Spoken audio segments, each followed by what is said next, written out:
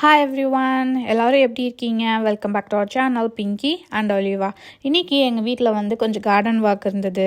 அதை பார்த்துட்டே வந்து இந்த வீடை நாங்கள் எப்படி வாங்கினோம், இந்த கார்டன் எப்படி எங்களுக்கு கிடச்சிது, அது எல்லாமே வந்து பேசுவோம். நம்ம சின்ன வயசுலலாம் வந்து எனக்கு வீடு வரைஞ்சி கொடு அப்படின்னு யாராவது சொன்னாங்க அப்படின்னா, நான் வந்து குட்டி பிள்ளையாக இருக்கும்போது சொல்கிறேன். அப்போ வந்துட்டு ஒரு சின்ன ஒரு வீடு, நம்ம நார்மலாக குட்டி பிள்ளைங்கள்லாம் வரைவாங்கள்ல, அந்த மாதிரி ஒரு வீடு வரைஞ்சி சுற்றி வந்து நிறைய தென்னை மரம், அப்புறம் வந்து நிறைய மரம் வந்து வரைவேன். எனக்கு அப்போலேருந்தே ஒரு ஆசை, இந்த மாதிரி ஒரு வீடு இருந்தால் குட்டியாக கூட வீடு இருக்கட்டும், ஆனால் சுற்றி வந்து நிறைய ஒரு ஏக்கர் கணக்கில் வந்து நிலம் இருக்கணும். அது எல்லாமே வந்து நான் காய்கறி பழங்கள் அதெல்லாம் வைக்கணும் அப்படின்றது எனக்கு சின்ன வயசுலேருந்தே ஆசை. நான் வளர்ந்த வீட்டிலலாம் வந்து அந்த அளவுக்கு நிறைய செடி அந்த மாதிரிலாம் வந்து இல்லை அந்த டைமில் சொல்கிறேன். ஆனால் இப்போ நிறைய வந்து கார்டன் வந்து வச்சுருக்காங்க. நான் வளரும்போது அந்த டைமில் இல்லை. எனக்கு அப்போலேருந்தே ஒரு ஆசை, சரி நம்ம வந்து ஃப்யூச்சரில் நம்ம ஒரு வீடு வாங்குகிறோம் அப்படின்னா நம்ம கார்டன் வந்து இருக்கணும்.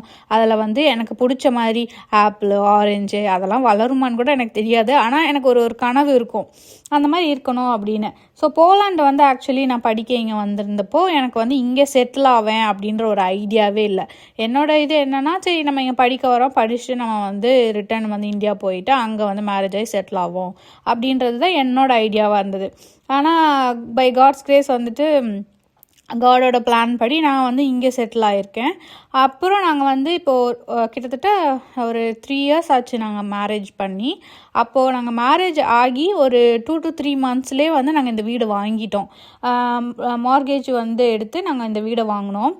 வாங்குறதுக்கு முன்னாடி ஒரு பட்ஜெட், ஓகே இந்த பட்ஜெட்குள்ளே தான் நம்ம வந்து வீடு வாங்கணும், இந்த மார்கேஜ் தான் நம்ம எடுக்கணும் அப்படின்ற ஒரு பட்ஜெட் இருக்கும்ல எல்லாருக்குமே. அப்படியே மில்லியன் கணக்கில் வீடு வாங்க முடியாதுல்ல.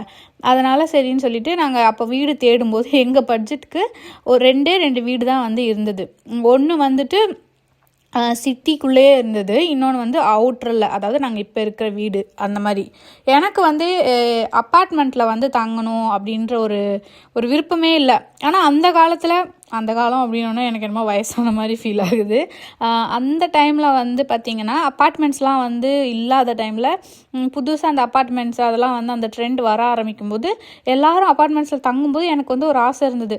அப்பார்ட்மெண்ட்னால் சூப்பராக இருக்கும் போல், அங்கே லிஃப்டெல்லாம் இருக்கும், பெரிய பெரிய பில்டிங்காக இருக்கும், அந்த கம்யூனிட்டி நல்லாயிருக்கும், நானும் ஒரு அப்பார்ட்மெண்ட் எடுக்கணும் அப்படின்றது தான் என்னோடய சின்ன வயசில் கொஞ்சம் வளரும்போது ஒரு ஆசை இருந்தது. அதுக்கப்புறம் நான் வந்து படித்து முடிச்சுட்டு வேலை பார்க்கும்போது அதெல்லாமே வந்து நான் அப்பார்ட்மெண்ட்டில் தான் வந்து தங்கியிருந்து வேலை பார்த்துட்டு இருந்தேன். அது என்னமோ தெரில, அப்பார்ட்மெண்ட் வந்து என்னமோ தனியாக இருக்கிற மாதிரி ஒரு ஃபீல். நம்ம சுற்றி வந்து சொந்தக்காரவங்க அந்த மாதிரி எதுவும் இல்லாமல், பக்கத்து வீட்டுக்காரவங்க அந்த மாதிரி இல்லாமல் அவங்க வேலையை பார்த்துட்டு அந்த மாதிரி இருக்கிற மாதிரி ஒரு ஃபீல். இன்னொன்று, அப்பார்ட்மெண்ட்டுன்னும் போது எனக்குன்னு ஒரு சொந்த நிலம் அப்படின்னு இல்லாமல் போயிடுவோம் அப்படின்ற ஒரு ஃபீல் வந்துருச்சு. ஏன்னா நம்ம அப்பார்ட்மெண்ட்டும் போது ஒரு நிலத்தில் நிறைய வீடு மாதிரி கட்டியிருக்காங்க, அதில் நம்ம ஒரு ஷேரிங்க்கு நம்ம ஒரு போர்ஷன் எடுத்திருக்கோம், அப்படி தானே? அதில் வந்து இது என்னோட நிலம், இது என்னோட பிளேஸ், இது என்னோட வீடு அப்படி நம்ம சொல்ல முடியாதுல்ல. வீடுன்னு சொல்லிக்கலாம், ஆனால் அந்த நிலம் நம்மளோடது கிடையாதுல்ல, அதுக்கு சொந்தக்காரவங்க வேற ஒருத்தவங்க தானே அப்படின்ற மாதிரி எனக்கு ஒரு ஃபீல். அதனாலேயே வந்துட்டு நான் வந்து இல்லை, நம்ம வந்து ஃப்யூச்சரில் நம்ம வீடு அந்த மாதிரிலாம் பார்க்குறோம் சொந்தமாக வாங்கிறதுக்கு அப்படின்னா நம்ம வந்து வீடு தான் வாங்கணும், அப்பார்ட்மெண்ட் மாதிரி வாங்கக்கூடாது அப்படின்ற மாதிரி தான் என்னோடய பிளானாக இருந்தது. இவங்களுக்கு வந்து அப்பார்ட்மெண்ட்டாக இருந்தாலும் ஓகே, ஏன்னா அப்பார்ட்மெண்ட்டுனா சிட்டிக்குள்ளேயே வந்து நாங்கள் வச்சுருந்த பட்ஜெட்குள்ளே வந்து கிடைக்கும். ஆனால் இவங்களுக்கு வந்து ஏன்னா அப்பார்ட்மெண்ட்டுன்னும் போது சிட்டி பக்கத்தில் இருக்க எல்லா வசதியுமே இருக்கும் அப்படின்றாங்க. எனக்கு வந்து அப்பார்ட்மெண்ட்டுன்னும் போது பால்கனி அதெல்லாம் இருக்கும், அங்கே பிளான்ஸ் எல்லாம் வைக்கலாம். இருந்தாலும் நம்ம நிலத்தில் ஒரு ஒரு ஒரு செடியை நம்ம வளர்த்து அதுலேருந்து நம்மளுக்கு வர்ற காய்கறிகள் அதெல்லாம் அந்த ஃப்ரூட்ஸ் எல்லாம் வந்து நல்லா இருக்கும்ல. அதனாலே வந்து நான் சொன்னேன், இல்லை எனக்கு வீடு மாதிரி தான் வேணும். அது மட்டும் இல்லாமல் இப்போ நம்ம வந்து குழந்தைங்கள்லாம் நம்ம ஃப்யூச்சரில் இருக்கும்போது அந்த கார்டனில் வந்து அந்த குழந்தைங்க ஓடி ஆடி விளையாடுறது அதெல்லாம் பார்க்கும்போது நல்லா இருக்கும்ல. நம்ம வந்து ஒரு சின்னதாக ஊஞ்சல் கட்டி கொடுக்கலாம், வெளியில் உட்காந்து நம்ம பேசுகிறது அதெல்லாம் நல்லா இருக்கும்ல. அப்படின்னு தான் நான் வந்து இல்லை நம்ம வாங்கினா வீடு தான் வாங்கணும் அப்படின்னு. அப்புறம் இவங்க வந்துட்டு சரி ஓகே உனக்கு என்ன பிடிக்குமோ அதை பார்த்துக்கலாம் அப்படின்னு. அப்புறம் நாங்கள் வந்து இந்த வீடு வந்து பார்க்க வந்திருந்தோம், இப்போ நாங்கள் இருக்கிற வீடு. அப்போது இங்கே வந்து நிறைய பிளாட்ஸ் வந்து அவைலபிளாக இருந்தது. ஃபஸ்ட்டு நான் வந்து இந்த வீடை நான் பார்க்கல, இதுக்கு எதிர்த்தாப்பில் இருந்த ஒரு வீடை தான் பார்த்துருந்தேன். அந்த வீடு வந்து பார்த்திங்கன்னா இப்போ நாங்கள் இருக்கிற கார்டனில் ஒரு காவாசி தான் வந்து கார்டன் இருக்கும், அந்த ஸ்பேஸு நான் அதை தான் பார்த்துருந்தேன். அப்போ நான் இதை கவனிக்கவே இல்லை. நான் அதை வந்து பார்க்கும்போது நான் வந்து யோசிச்சுட்டே இருந்தேன் மனசில். என்னமோ எனக்கு அது வந்து வாங்க விருப்பமே இல்லை. ஆனால் சரி ஓகே வாங்கலாம் அப்படின்ற மாதிரி ஒரு 2-3 தடவை நான் அந்த வீட்டை வந்து பார்த்துக்கிட்டே இருந்தேன். ஏன்னா எனக்கு கார்டன் வந்து சின்னதாக இருக்குது அப்படின்ற மாதிரி. எனக்கு யோசித்த மாதிரி என்னால் எல்லா செடிகள்லாம் வைக்க முடியாது, ஒரு சிட் அவுட் மாதிரி ரெடி பண்ண முடியாது அப்படின்னு சொல்லி நான் வந்து ரொம்ப ஒரு யோசனையிலே இருந்தேன். அப்புறம் தான் நாங்கள் வந்து சரி ஓகே இதுவே கன்ஃபார்ம் பண்ணிப்போம் அப்படின்னு சொல்லிட்டு நாங்கள் வெளியில் வரும்போது தான் நான் வந்து இந்த வீடை பார்த்துட்டு நான் கேட்டேன், ஸோ அந்த சைடில் இருக்கிறதும் நீங்கள் தான் வந்து ஓனரா, நீங்கள் தான் செல் பண்ணுறீங்களா அப்படின்னு கேட்ட உடனே அவங்க வந்துட்டு ஆமாம் அப்படின்னே. இப்போ நான் அதை பார்க்கலாமா அப்படின்னு பார்த்ததுக்கப்புறம் தான் பார்த்தா அந்த கார்டனை விட இது வந்து 4 மடங்கு, அதாவது ஆமாம் 4 மடங்கு வந்து இது வந்து பெருசு. உடனே எனக்கு ரொம்ப பிடிச்சிருச்சு. நான் சொன்னேன் நான் இதைத்தான் வாங்குவேன் அப்படின்னு என் ஹஸ்பண்ட்டை சொன்னேன். அப்போ அந்த ஓனர் வந்து என்ன சொன்னாங்கன்னா, இந்த வீட்டு நீங்கள் வாங்கினீங்கன்னா கிட்டத்தட்ட வந்து 6 லட்சம் வந்து ஜாஸ்தியாக நீங்கள் கொடுக்குற மாதிரி இருக்கும், ஏன்னா கார்டன் வந்து பெருசு இல்லை, அதனால் நீங்கள் 6 லட்சம் கொடுக்குற மாதிரி இருக்கும் அப்படின்னு.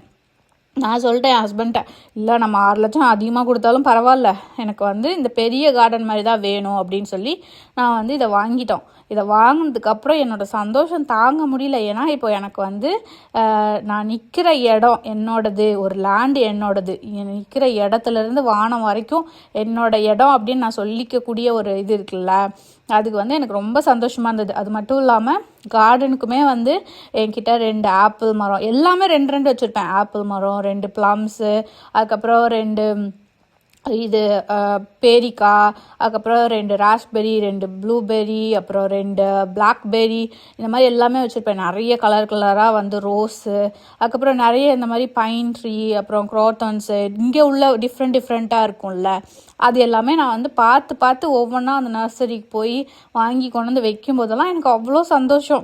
என்னமோ எனக்கு வந்து ரொம்ப ஒரு பெரிய கனவை வந்து நான் அச்சீவ் பண்ண மாதிரி இந்த கார்டன். ஏன்னா எனக்கு எப்போல்லாம் வந்து நான் சோகமாக இருக்கணும், ஏதாவது வந்து யோசனையாக இருக்குது அப்படின்னா நான் ஒன்றும் பண்ண மாட்டேன். நான் பாட்டுக்கு வெளியில் போய் அந்த கார்டனில் உட்காந்துட்டு என்னோடய செடிங்களை பார்த்துட்ருப்பேன். அதனாலே தான் எனக்கு வந்து இந்த வின்டர் டைம்லாம் சுத்தமாக பிடிக்காது. ஏன்னா ஃபுல்லாக பனியாக இருக்குமா, அதனால நான் வந்து இந்த செடிங்களை பார்க்கறதுக்காகவே எப்படா சம்மர் வரும் அப்படின்னு சொல்லி தான் நான் எதிர்பார்த்துக்கிட்டே இருப்பேன். அதுவும் ஏன்னா நாங்கள் வந்து நல்ல ஒரு சிட் அவுட்லாம் பண்ணி வச்சுருக்கோமா, அந்த சம்மர் வந்த உடனே அதெல்லாம் எடுத்து வெளியில் க்ளீன் பண்ணி, அதுவும் வெளியிலே நாங்கள் வந்து க்ரில்லாம் பண்ணுவோம். அதெல்லாம் பண்ணும்போது எனக்கு வந்து ரொம்ப பிடிக்கும். இது மைண்டே வந்து ரிலாக்ஸ்டாக இருக்கிற மாதிரி இருக்கும்.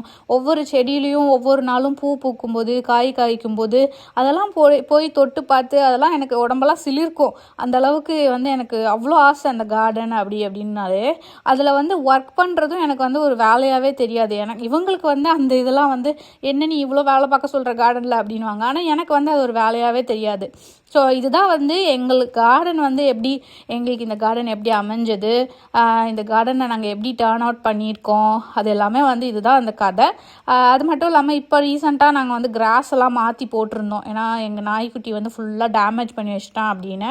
அதெல்லாம் கொஞ்சம் க்ரோ ஆகாமலே இருக்கா, ஏனே தெரியல. கொஞ்சம் ஃபர்டிலைசர் அதெல்லாம் போட்டு இப்போ தான் ரெடி பண்ணிகிட்ருக்கோம், மறுபடியும் வந்து நல்லா க்ரீனிஷாக ஆகணும் அப்படின்னு. நாங்கள் முன்னாடி வந்து நாங்கள் கார்டன் எங்களோட வீடியோஸ்லாம் பார்த்தீங்கன்னா தெரியும், எங்கள் கார்டனே வந்து ஃபுல் க்ரீனாக இருக்கும் அந்த சம்மர் வந்த டைமில். இனிமேவும் நீங்கள் பார்ப்பீங்க எங்கள் வீடியோ வந்து எப்படி இருக்குது கார்டன். அப்போது நான் வந்து நிறைய தக்காளி, அப்புறம் பீஸ், வெண்டைக்காய், இந்த மாதிரிலாம் நிறைய வைப்பேன். ஃப்ரூட்ஸ் அதெல்லாமே வரும். ஸோ அடுத்தடுத்த வீடியோ நான் வந்து உங்களுக்கு போஸ்ட் பண்ணுவேன். ஸோ இந்த வீடியோ உங்களுக்கு பிடிச்சிருந்தது அப்படின்னா லைக் பண்ணுங்கள், ஷேர் பண்ணுங்கள், சப்ஸ்கிரைப் பண்ணிக்கோங்க. தேங்க்யூ ஸோ மச் ஃபார் வாட்சிங்.